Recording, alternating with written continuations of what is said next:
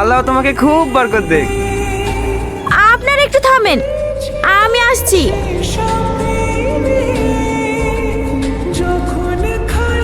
কি পাগলাম করছো? ওনারা খারাপ ভাববে না? না না বাপ, আমাদের খুব ভালোই লাগছে।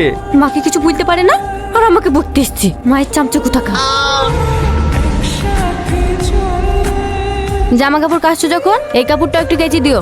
আমি কাপড় কাচতে পারবো না, দোকান খুলতে যাইতে হবে।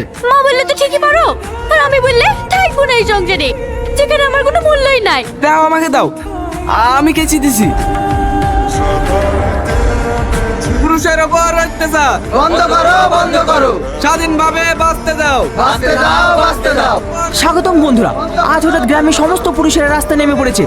আমরা তাদের সাথে কথা বলে জেনে নেব তাদের দাবিটা কি। আপনাদের দাবিটা কি? আমরা বাংলার সমস্ত পুরুষদের হয়ে বলছি, আমাদের একদিকে মায়ের চাপ, একদিকে বইয়ের চাপ, মাঝখানে